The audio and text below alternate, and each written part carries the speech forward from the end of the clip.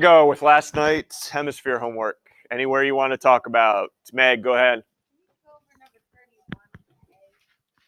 Okay, the top, find anything in specific, surface area or volume. Volume, I can go over both. It's up to you. Okay, let me go over volume because I think that volume, remember, I do not need to worry about what is being covered up. So what's the top? Here we go, Meg. What's the top of this? Okay, so I'll do it all at once here. So I'm going to do 1/2 4/3 pi r cubed. That is the volume for a full sphere, 1/2 because it's a hemisphere. Plus, what's the bottom? It's a cone, so it's going to be pi r squared, 1/3, pi r squared height. Don't even tell me you got that wrong.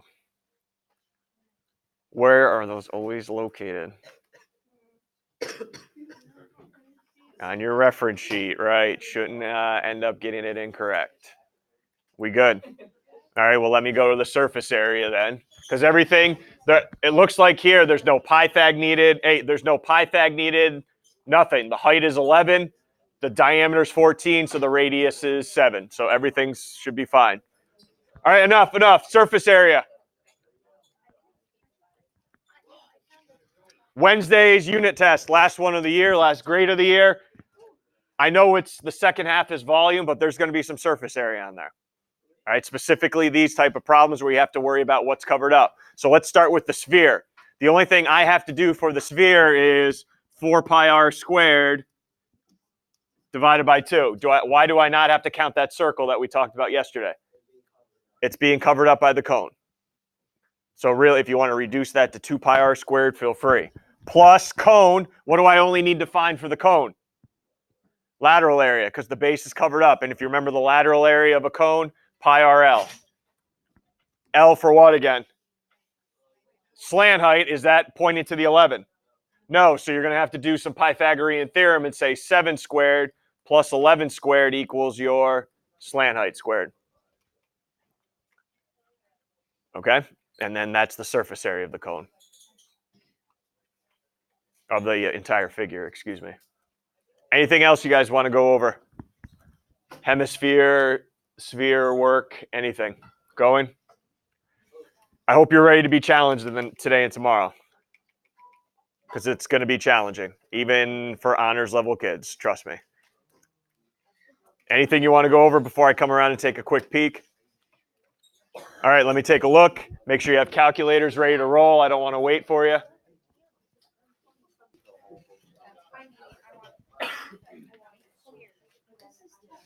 Here you go. Familiar? Science class, familiar? 2 days of it right now. 2 days of it.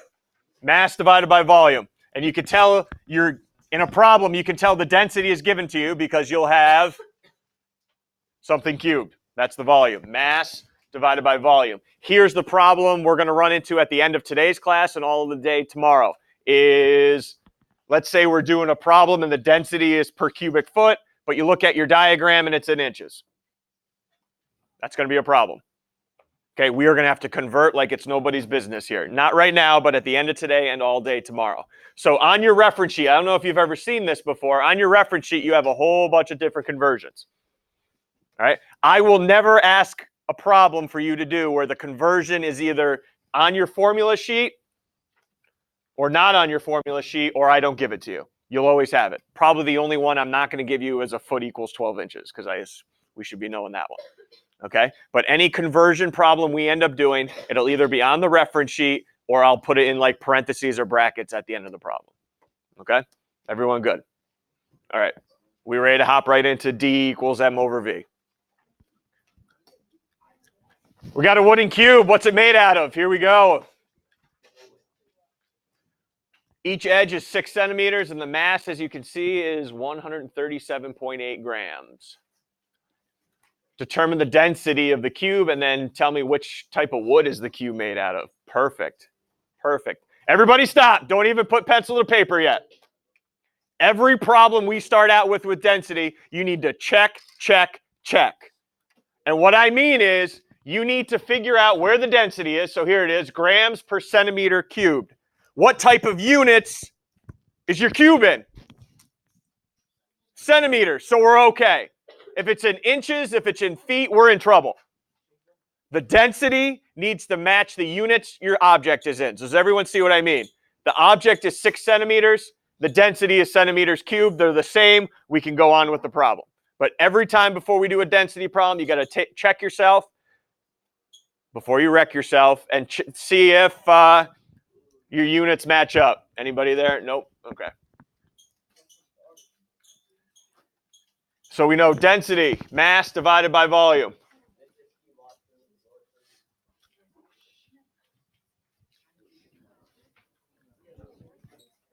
Was I given the mass of the cube? Yes, that can be plugged in as 137.8. Volume, that's the unit we're in. You got to find it yourself. Get used to that part. Finding the volumes of these shapes by yourself. You know all the shapes now. We've gone over all of them, all the polyhedrons. So what are you going to multiply here to find the volume of this cube? I haven't gotten up yet. Well, how's the luck going today? 99. Go ahead, El. 7. Jasmine, what are you multiplying? Yeah. So this has a volume of 216 cubic centimeters, which is what the density is in. Love it. So 216. So our density is going to be, when you're ready, let me know. 9, let me know what the density is when you're ready. To the near, whoa, I didn't even look at this part. 1,000th. That's pretty rare we would go to the 1,000th in here, but you are in what class? Yeah, you're darn right. All right, 1,000th, so 3 decimal places. What do we got, Maggie?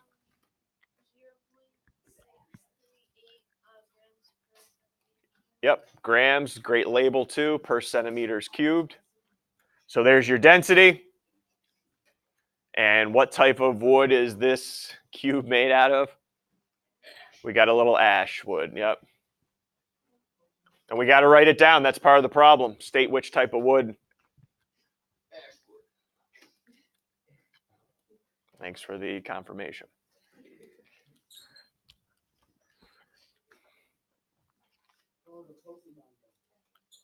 Questions?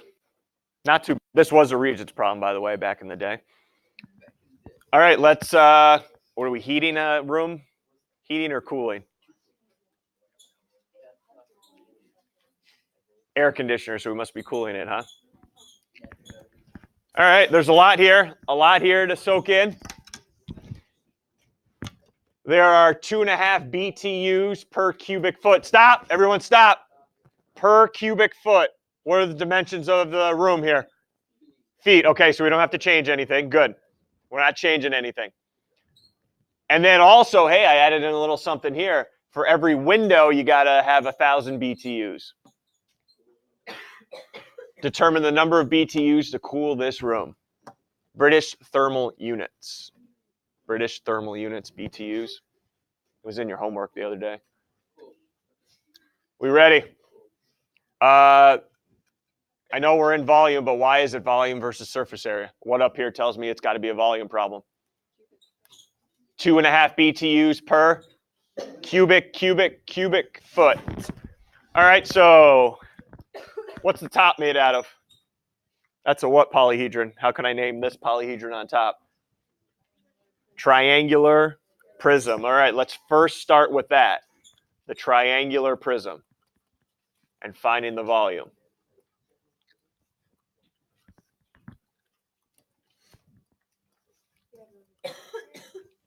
It is a prism, so I should be using what volume formula?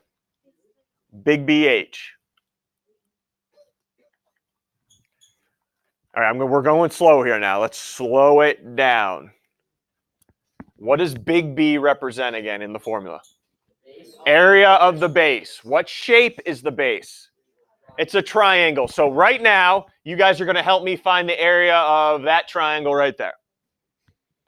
And you guys know what's the formula for any triangle. 1/2, ready? So 1/2. What is the base length here of this triangle? 18 matches it over here.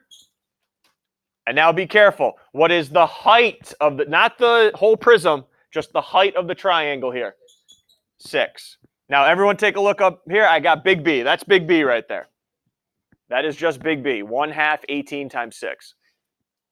Now what's the H in BH stand for? Height of your what now? The entire prism. The height of the entire prism, which a lot of people just say, oh, I never need to remember this, but here's where it comes in key. The height is the distance between the two triangles. The edge that connects them. And you could pick any one here, and they're all going to be what? 24.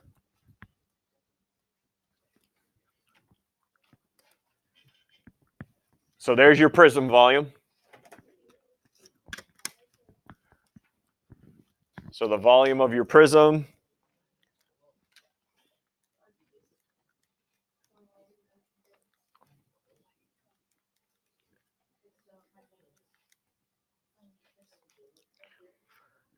1,296 cubic feet. We all good there? All right, what's the bottom made out of? That's a rectangular prism.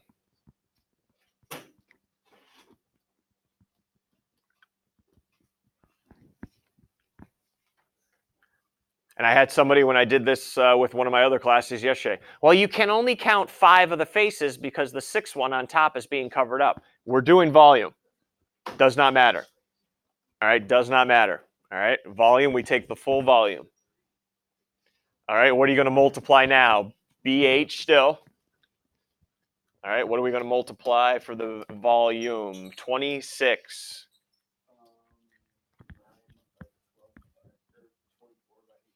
Yep, 24 by 18 times the 9. So the volume of the bottom part,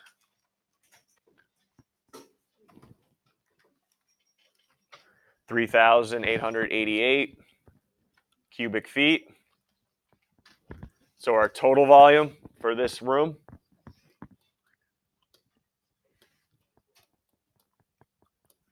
let's add them up. 5,184 cubic feet. All right, now let's go to the BTUs. I feel like we have the discussion on a daily basis now. Do I multiply? Do I divide? I don't guess. All right, you're going to be, I think even the best of you in here are going to find yourself setting up some proportions sooner or later. You have 1 cubic foot. How many BTUs do you need for 1 cubic foot? 2.5.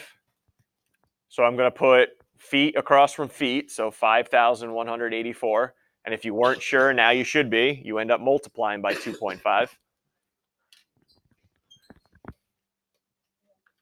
And that'll give you how many BTUs? Calm down, I can do it. 12,960 BTUs. That's awesome you got to this point, but I'm still going to have to take off a few points. What did we not account for yet that we talked about at the beginning? The 4 windows, which need how many BTUs? 1,000 apiece. So I got to add in that 4,000. So total number of BTUs to cool the house or cool the room that looks like a house. 16,960 BTUs. Woo! Darn right it is.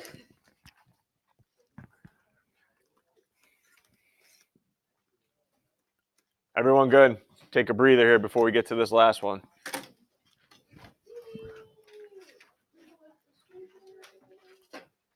Yeah. What's that? Why was it in that? It's not, you're right, it's not density, but it has something to do with What I'm trying to do here, part of it's density, part of it is after I find the volume, do something with it now. Okay, so that's what part of this is. You're right, it has nothing to do with density. Okay.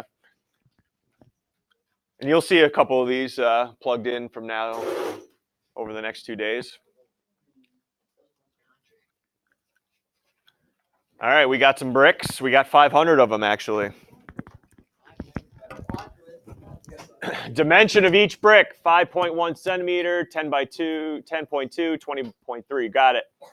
There's the density of each brick. This trailer can only hold 900 kilograms. Can I transport 500 bricks or not? Anybody see anything when you check it? What's the density? Kilograms per meters cubed. And what about the brick, though? Oh, yeah, that's a problem. And I'm going to advise you change it now. Do not wait till you calculate the volume to change it. Change it now. So I need to change centimeters to meters before I calculate anything. Anybody know? I'll give it to you, and I'll always give it to you. Anybody know 1 meter equal to? Oh, boy. 100 centimeters.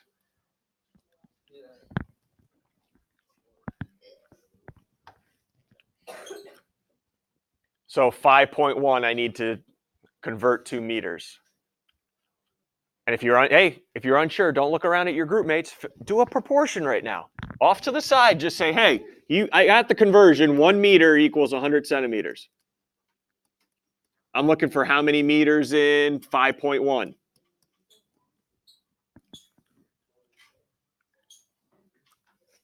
Cross multiply.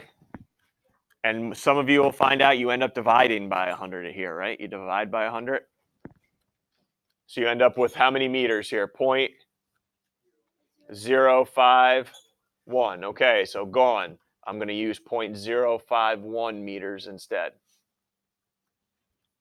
And once you catch on to the pattern, you don't have to set up a proportion anymore. What's 10.2 going to convert to? 0.102 meters. And how about 20.3? 0.203 meters.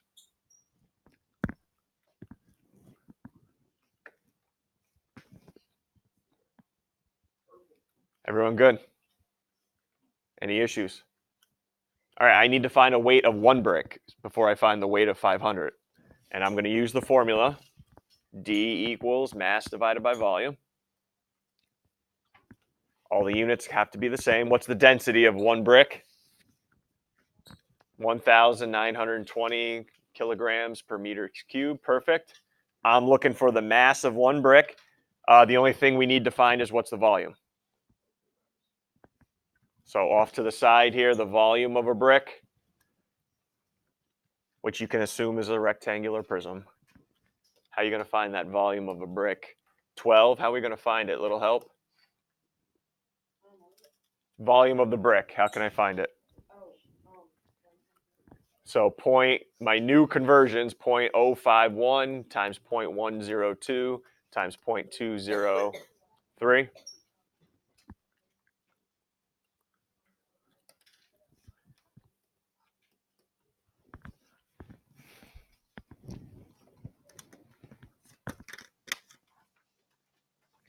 Is this a roundable answer here? No, it's not. We're not done with the problem.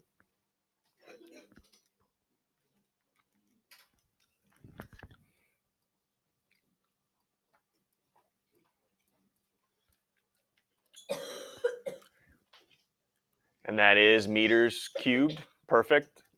Plug it in now to the volume in your density formula.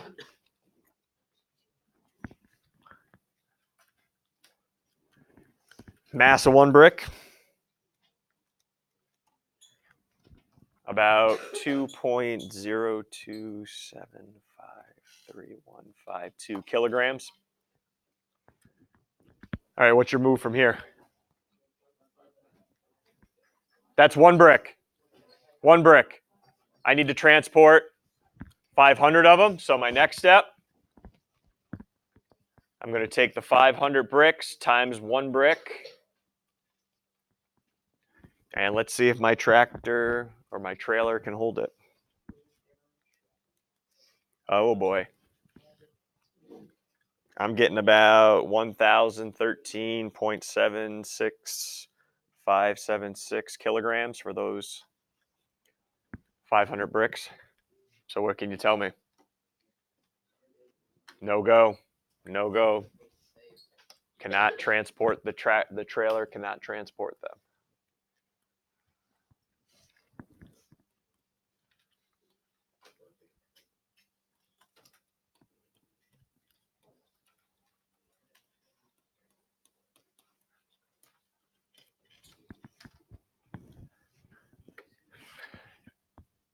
It's unfortunate. What did I give you, Jasmine? 3 problems tonight?